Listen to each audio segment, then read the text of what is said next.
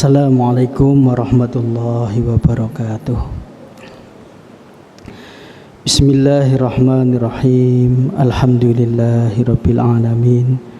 Wassalatu wassalamu ala asrafil mursalin wa imamil muttaqin nabiyina wa habibina Muhammadin wa ala alihi wa sahbihi ajma'in. Subhanaka la ilma lana illa ma 'allamtana innaka antal alimul hakim. Wal 'asri innal insana lafi khusrin illa alladzina amanu wa 'amilus solihati wa tawasaw bil haqqi wa tawasaw bis sabr. Mari kita lanjutkan ngaji kita. Hari ini kita akan membaca hadis ke-24 dari kitab kumpulan hadis Al-Arba'in An-Nawawiyah. An Abi Dzarrin Al-Ghifari radhiyallahu anhu, diriwayatkan dari sahabat Abu Dzar Al-Ghifari radhiyallahu anin Nabi sallallahu alaihi wasallam, dari Nabi sallallahu alaihi wasallam, fima yarwihi, fima pada apa yang yarwihi Nabi meriwayatkannya, an rabbihi azza wa jalla, dari Tuhannya. Di hadis ini Nabi Muhammad meriwayatkan dari Allah Ta'ala. Istilah muhaddisin, kalau Nabi meriwayatkan dari Allah Ta'ala, itu adalah hadis qudsi. Jadi istilah muhaddisin, kalau Nabi meriwayatkan firman Allah selain Al-Quran, itu diistilahkan dengan hadis qudsi. Hadis qudsi ini berarti adalah hadis yang paling tinggi sanadnya, karena Nabi meriwayatkan dari Allah Ta'ala. Berarti hadis ini dinisbatkan kepada Allah Ta'ala. Di bawahnya ada hadis yang dinisbatkan kepada Rasulullah, karena penghujung sanadnya hanya sampai kepada Rasul, diistilahkan dengan istilah hadis marfu. Di bawahnya lagi ada yang penghujung sanadnya hanya sampai kepada sahabat, diistilahkan oleh ulama hadis dengan istilah hadis mauquf. Dan di bawahnya lagi hadis yang penghujung sanadnya adalah tabi'in, diistilahkan dengan hadis maqtu. Jadi berdasarkan penisbatannya, hadis qudsi adalah hadis yang paling tinggi tingkat sanadnya. Nah, hadis kita ini adalah hadis qudsi. Nabi meriwayatkan firman Allah selain Al-Quran. Perbedaan yang paling pokok antara Al-Quran dan hadis qudsi yang sama-sama itu firman Allah adalah kalau Al-Quran itu al-muta'abbad bitilawatihi, dijadikan sebagai bacaan ibadah. Kalau hadis qudsi tidak dijadikan sebagai bacaan ibadah, sedangkan Al-Quran itu dijadikan sebagai bacaan ibadah, yaitu yang dilakukan di dalam sholat. Makanya di surah Al-Muzammil ayat 20 itu ada ayat faqra'u ma tayassara minhu, kalian bacalah dari Al-Quran yang mudah, yaitu di dalam sholat, karena Al-Quran dijadikan sebagai bacaan ibadah. Al-Quran yang dijadikan sebagai bacaan ibadah yang disebut di Quran tadi faqra'u ma tayassara minhu, ditafsiri oleh jumhur ulama adalah suratul Fatihah. Tapi kalau menurut Imam Abu Hanifah, beliau menafsiri tidak harus surat Al-Fatihah, bisa surat yang lain, yang penting itu adalah bagian dari Al-Quran. Itu perbedaan pokok antara hadis qudsi dengan Al-Quran adalah kalau Quran itu al-muta'abbad bitilawatihi, dijadikan sebagai bacaan ibadah di dalam sholat, sedangkan hadis qudsi tidak, walaupun sama-sama itu adalah firman Allah. Annahu qala, bahwasanya Allah berfirman, ya ibadi, wahai hamba-hambaku. Ini berarti panggilan yang bersifat umum kepada semuanya, baik yang baik penghambaannya itu bil ubudiyah al-amah, dengan penghambaan umum, jadi maupun penghambaannya dengan bil ubudiyah al-khosoh, penghambaan khusus. Ubudiyah ammah atau penghambaan umum itu adalah bahwa semua manusia itu jadi terikat tunduk patuh pada hukum-hukum Allah yang berlaku di alam, dan itu penghambaan umum terkait dengan iradah kauniyah, kehendak Allah. Jadi mengatur alam ini dengan hukum-hukumnya yang kita biasa mengenalnya dengan sunatullah. Semua manusia terikat dengan sunatullah, tidak ada pilihan. Maka penghambaan yang seperti ini disebut dengan ubudiyah ammah. Makanya orang kafir sekalipun itu ya termasuk hamba Allah, tapi ubudiyahnya adalah ubudiyah ammah karena dia juga terikat dengan hukum-hukum Allah yang berlaku pada alam semesta dan manusia. Lalu ada ubudiyah khusus, yaitu berkaitan dengan iradah syar'iyah, kehendak syariat. Allah menetapkan perintah-perintah yang disampaikan lewat Rasulnya. Nah, perintah-perintah yang disampaikan oleh Rasulnya itu adalah iradah syar'iyah, kehendak syarak, diberlakukan kepada manusia dan manusianya tidak kehilangan memilihnya. Dia bisa memilih melakukannya, bisa juga memilih tidak melakukannya dengan konsekuensi masing-masing. Itu adalah ibadah atau ubudiyah khusus. Yang terkena perintah ubudiyah khusus ini adalah yang beriman, dan dia juga tentunya termasuk ke dalam cakupan hamba-hamba Allah. Tapi ini adalah hamba yang melakukan ibadah penghambaan dengan ubudiyah khusus. Panggilan ya ibadi di hadis qudsi ini berarti mencakup semua manusia, baik yang ubudiyahnya hanya sebatas ubudiyah umum, jadi, dan tentu saja juga mereka yang ubudiyahnya ubudiyah khusus. Inni haramtu dzulma ala nafsi, sesungguhnya aku mengharamkan kedzaliman ala nafsi, atas diriku sendiri.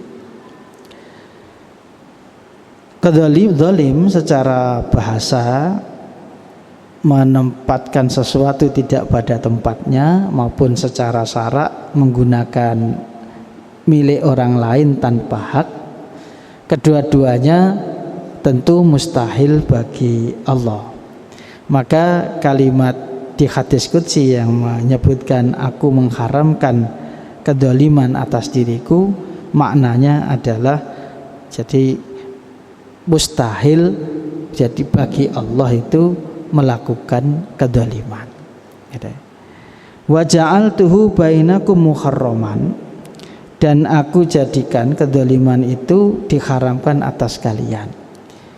Setelah Allah menyebut sifatnya yang menafikan kedzaliman pada dirinya, lalu dia menetapkan perintah jadi supaya manusia menjauhi kedzaliman, berarti ini adalah perintah berakhlak dengan akhlak Allah. Takhalluk bi akhlakillah, berakhlak dengan akhlak Allah. Imam Izzuddin bin Abdul Salam di kitabnya itu Maqasidul Kitabil Aziz itu beliau menyebutkan bahwa al-asmaul husna, jadi nama-nama Allah yang disebut di dalam Quran itu maksudnya menurut beliau adalah litakhalluqi bihi, disebutkan supaya manusia itu berakhlak dengan itu, tentu saja dalam kapasitas sebagai manusia. Ghafurun rahim, sami'un alim, dan lain sebagainya yang disebut di Quran itu maksudnya adalah, maksud dari penyebutannya adalah litakhalluqi bihi, supaya manusia berakhlak dengan akhlak itu. Di sini juga demikian, setelah Allah menyebutkan sifatnya ini haramtu dzulma ala nafsi, lalu menetapkan kedzaliman diharamkan di antara kalian, berarti maksudnya adalah jadi kurang lebih supaya manusia itu takhalluk, berakhlak dengan akhlak Allah. Fala tadzalamu, maka janganlah kalian saling mendolimi. Ya ibadi, wahai hamba-hambaku, kullukum dhalun, setiap kalian adalah orang yang tersesat. Ini tentunya khitabnya ditujukan, dawuhnya ditujukan kepada mukallaf, jadi orang yang sudah dewasa dan berakal sehat. Jadi tidak ditujukan kepada mereka yang belum balik, sebab itu di hadis ada hadis Nabi, kullu mauludin yuladu alal fitrah, setiap yang dilahirkan itu kan dilahirkan dalam keadaan fitrah, maka tentu tidak tersesat. Tapi dengan perjalanan waktu, jadi perjalanan waktu, maka bisa jadi ada penyimpangan dari fitrahnya. Nah, lalu inilah yang disebut dengan tersesat. Makanya hadis qudsi ini khitabnya ditujukan kepada mukallaf. Semua kalian yang sudah mukallaf itu jadi adalah orang-orang yang tersesat, karena mesti sedikit atau banyak itu menyimpang dari fitrah. Illa man hadaituhu, kecuali orang yang aku beri hidayah. Di dalam Quran itu ada ayat yang berbunyi gini, likulli qaumin hadin, bagi setiap kaum itu ada pemberi hidayah. Tapi ada ayat juga yang menyatakan innaka la tahdi man ahbabta, sungguh engkau, ini ditujukan kepada Nabi Muhammad, tidak bisa menghidayai orang yang engkau cintai. Di satu ayat dinyatakan setiap kaum ada pemberi hidayahnya, tapi di ayat yang lain dinyatakan engkau tidak bisa menghidayai orang yang engkau cintai. Berarti di sini ada dua macam hidayah. Hidayah yang dimaksud dengan setiap kaum ada pemberi hidayah adalah hidayah dalam bentuk tabligh, menyampaikan.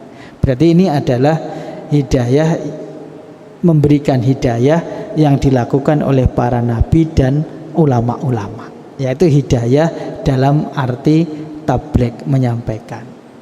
Sedangkan yang dinyatakan di ayat innaka la tahdi man ahbabta, engkau tidak bisa menghidayai orang yang engkau cintai, itu adalah hidayah taufik. Yang dimohon di dalam suratul Fatihah ihdinas siratal mustaqim, itu adalah hidayah yang kedua ini, yaitu hidayah taufik. Jadi hidayah dari Allah langsung ke dalam hati manusianya. Ini yang dinafikan, jadi dinafikan di ayat innaka la tahdi man ahbabta atau laisa alaika hudahum dan yang semisalnya gitu.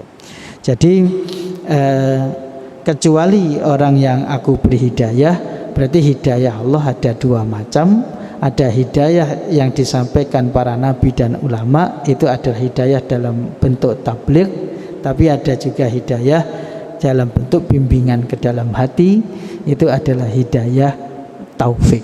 Itu yang para nabi sekalipun tidak bisa memberikannya, karena itu hanya Allah saja yang memberikan hidayah taufik gitu.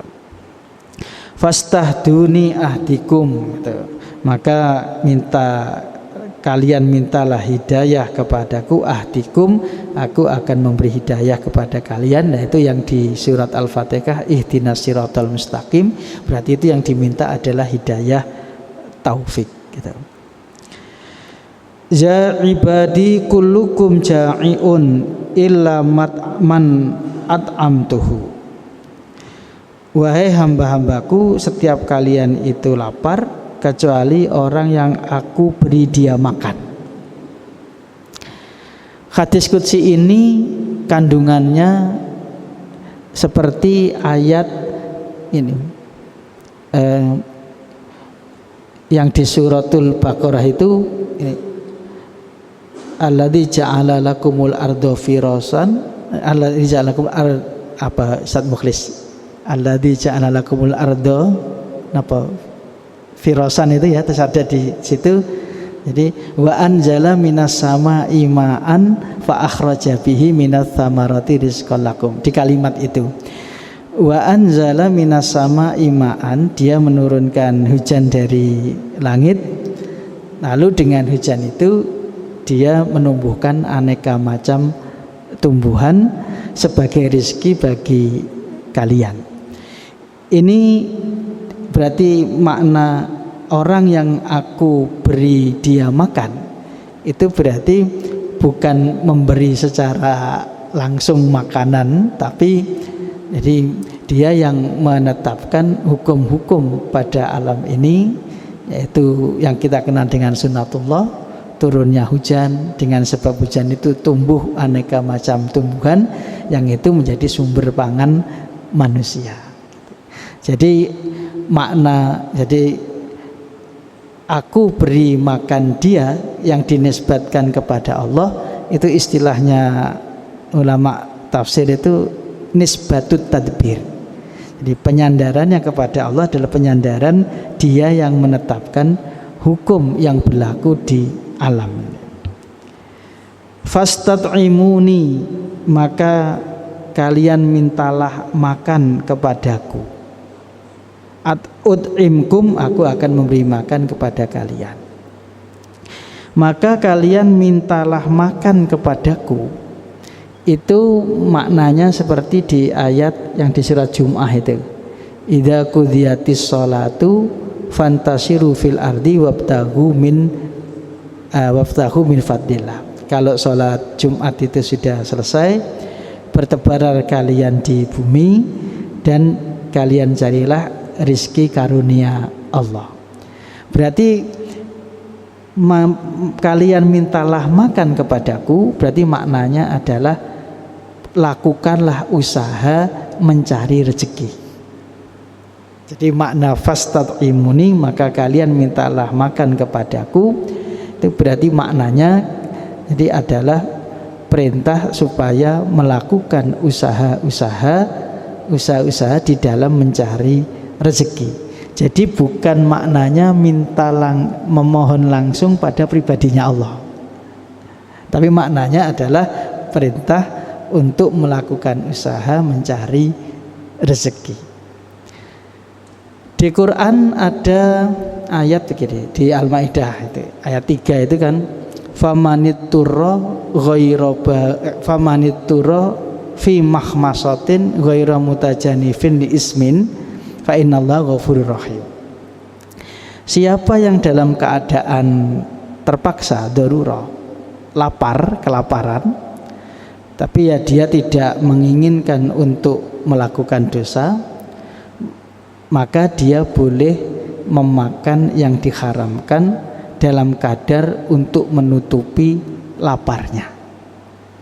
Gitu. Ini berarti orang yang dalam keadaan darurat diperintah untuk melakukan usaha menghilangkan daruratnya, meskipun di dalam usaha itu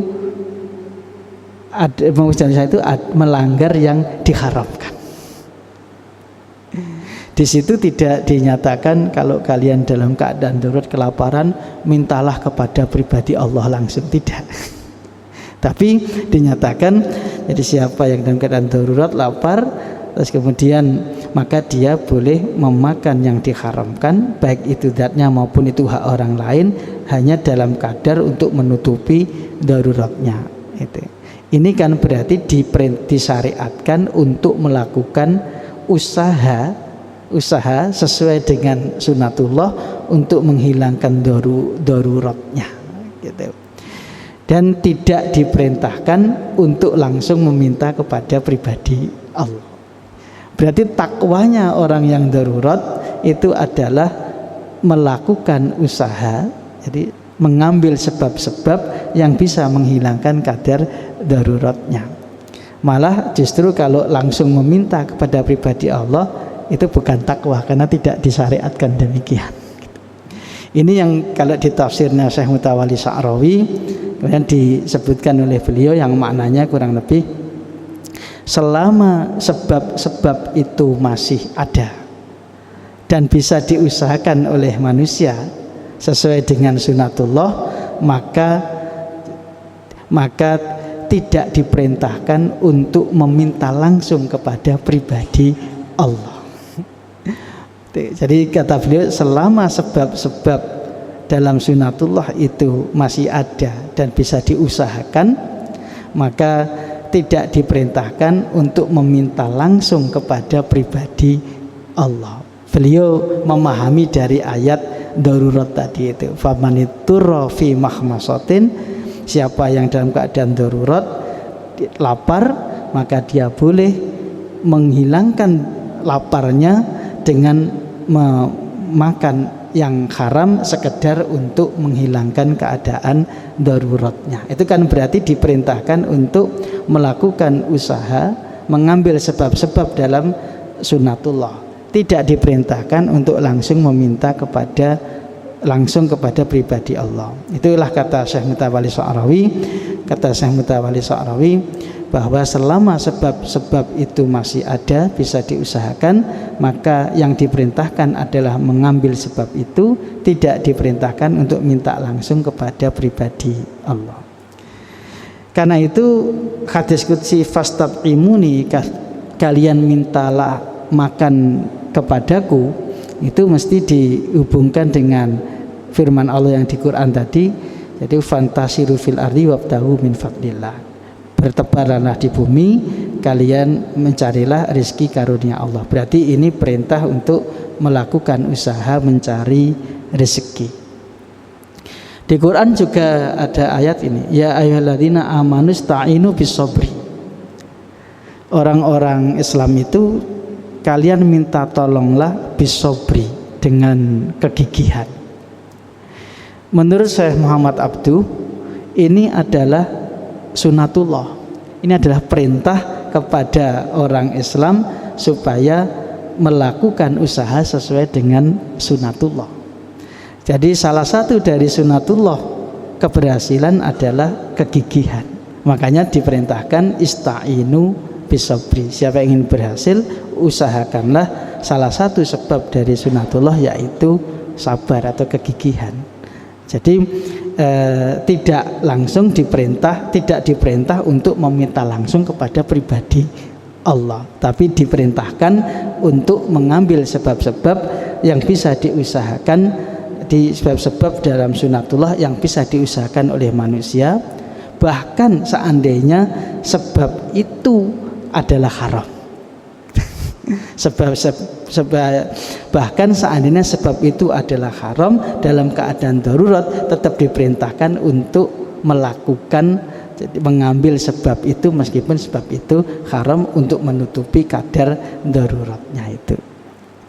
Itu demikian yang kita bisa baca dari tafsirnya Syekh Sa'rawi, kemudian dari tafsirnya Syekh Muhammad Abdu. Karena ini hadis qudsi itu firman-Nya Allah, maka untuk memahaminya perlu konfirmasi dengan firman Allah yang ada di dalam Al-Qur'an. Gitu, makanya fastaqimuni ud'inkum itu adalah bukan perintah meminta makan langsung kepada pribadi Allah, tapi ini adalah perintah untuk melakukan usaha mencari rizki, seperti di Al-Jum'ah fa idza qudiyatis sholatu fantasiru fil ardi terus wabtaghu min fadlillah. Selanjutnya ya ibadi kullukum arin ila man kasautuhu fastaksuni. Jadi aksukum, wahai hambaku kalian semua telanjang kecuali yang aku beri pakaian, ya itu maka mintalah pakaian kepadaku, yang maknanya sama dengan mintalah kalian makan kepadaku.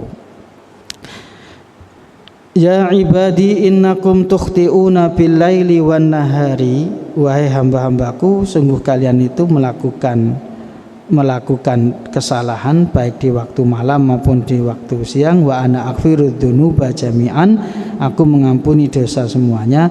Fastaghfiruni aghfir lakum, mintalah maghfirah, ampunan kepadaku, aku akan mengampuni kalian. Meminta maghfirah itu maknanya bisa dengan mengucapkan istighfar atau melakukan amal-amal soleh yang mengkafarati dosa. Jadi ini maknanya bisa itu, bisa maknanya itu mengucapkan istighfar, memohon ampun secara langsung, atau bisa juga maknanya melakukan amal soleh yang mengkafarati dosa-dosa. Itu kan banyak di hadis-hadis, siapa yang melakukan ini itu maka akan mengkafarati dosa-dosanya. Itu makna dari perintah minta ampun kepada Allah. Terus kemudian ya ibadi innakum lam tablughu dzarri fatadurruni, dan seterusnya. Ini kalian tidak bisa menimpakan mudarat kepadaku, tidak bisa juga memberikan manfaat kepadaku. Terus kemudian di hadis qudsi berikutnya, walaupun semua orang, jadi manusia dan jin itu semuanya itu bertakwa, jadi ya tidak akan menambah kekuasaanku. Seandainya semuanya itu durhaka juga tidak mengurangi kekuasaanku. Nah, ini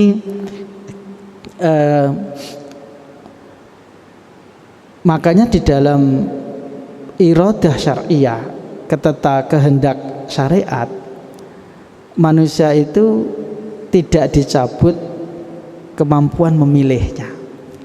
Di Quran itu ada ayat semacam ini, walau sa'a rabbuka la'amana man fil ardi. Seandainya Tuhanmu itu menghendaki memaksa manusia beriman dengan mencabut kemampuannya memilih, ya tentu semuanya akan beriman. Ayat yang semakna dengan itu, walau sa'allahu la ja'alakum ummatan wahidah. Seandainya Allah menghendaki memaksa kalian untuk menjadi satu agama, ya pasti akan dicabut kemampuan memilih kalian, dan kalian kan pasti menjadi satu agama. Jadi itu lau sekiranya Allah menghendaki memaksa, tetapi Allah tidak melakukan itu. Ini berarti manusianya itu diundang untuk beriman melalui kesadaran dan dengan penjelasan-penjelasan yang memuaskan jiwa. Gitu. Jadi manusianya diundang beriman melalui kesadaran dan melalui penjelasan-penjelasan yang memuaskan jiwa manusia. Makanya di hadis qudsi ini, ya, seandainya semuanya itu bertakwa, ya tidak menambah kekuasaan Allah. Seandainya semuanya durhaka, juga tidak akan mengurangi kekuasaan Allah. Karena tidak berpengaruh sedikit pun kepada Allah, makanya Allah tidak memaksa manusia beriman dengan mencabut kemampuannya memilih, tetapi mengundang beriman melalui kesadaran dan memberikan penjelasan-penjelasan yang memuaskan jiwa manusia itu. Makanya di Quran disebut nufassilul ayati, kami aneka ragamkan penjelasan-penjelasan itu. Supaya apa? Supaya jiwa manusia puas dengan penjelasan itu dan akhirnya dia beriman melalui kesadaran. Itu karena dipaksa pun tidak akan berpengaruh sedikitpun kepada Allah. Makanya keutamaannya adalah terletak pada iman melalui kesadaran. Bagian terakhir dari hadis qudsi ini, ya ibadi law anna awwalakum wa akhirakum wa insakum wa jinnakum qamu fi sa'idin wahidin fas'aluni fa'ataitu kulla insanin mas'alatahu ma naqasa dzalika mimma indi illa kama yanqusul mikhyatu idza udkhilal bahra. Jadi seandainya semua makhluk, manusianya, jinnya itu berada pada tanah lapang bersama-sama, lalu mereka meminta kepadaku dan semuanya aku beri, jadi maka itu tidak mengurangi sedikit pun yang ada padaku. Terus kemudian seperti halnya jarum yang dimasukkan ke lautan, ya itu tidak mengurangi sedikit pun air yang ada di lautan. Ini berarti namanya hiperbolis, istilahnya adalah mubalaghah. Berarti ini berbicara tentang qudratullah. Jadi berbicara tentang qudratullah, bahwa kuasanya Allah, qudratullahnya itu untuk mewujudkan sesuatu itu tidak terbatas. Jadi meskipun berbagai macam yang mungkin itu selalu ada dan tidak terbatas gitu. Jadi istilahnya mungkinat itu sesuatu yang mungkin terjadi, itu kan tidak terbatas. Jadi tetapi qudratullah untuk mewujudkan berbagai hal yang mungkinat itu juga tidak terbatas. Jadi hadis qudsi ini berbicara tentang salah satu dari sifat Allah, yaitu qudratullah. Itu sifat tsubutiyah yang tercakup ke dalam dzikir alhamdulillah, itu tahmid itu. Dan terakhir, ya ibadi innama ya amalukum ukhsiha lakum tuma uwaffikum iyyaha faman wajada khairan falyahmadillah wa man wajada ghairaka fala yalumanna illa nafsah. Jadi semua amal soleh manusia akan diperhitungkan oleh Allah, terus akan aku beri balasan yang sempurna. Ini berarti amal-amal yang masyru'ah, amal yang disyariatkan. Jadi amal yang disyariatkan, yang diperintahkan untuk dilakukan. Jadi yang diperintahkan untuk dilakukan itu disebut dengan hasanah, yang diperintahkan untuk ditinggalkan itu yang disebut dengan sayyi'ah. Pada hadis terdahulu sudah pernah kita bahas tentang hasanah dan sayyi'ah. Faman wajada khairan falyahmadillah, kalau dia melakukan kebaikan maka pujilah Allah karena dia yang memberikan hidayah taufik. Dan siapa yang melakukan selain itu maka falayalumanna illa nafsah, jangan mencela kecuali dirinya. Artinya ketika melakukan itu manusia tidak dicabut kemampuannya memilih. Berarti kalau dia melakukan itu berarti itu adalah pilihannya sendiri. Rawahu Muslimun, diriwayatkan oleh Imam Muslim. Demikianlah hadis qudsi yang kita baca pada siang hari ini, yaitu hadis ke-24 dari kitab Al-Arba'in An-Nabawiyah. Semoga bacaan kita pada hadis qudsi ini bermanfaat pada kehidupan beragama kita, yaitu kehidupan spiritual kita. Mari kita tutup dengan doa. hamdan syakirin hamdan na'imin hamdan katsiran liman yuafi ni'amahu wa yukafi'u mazidah.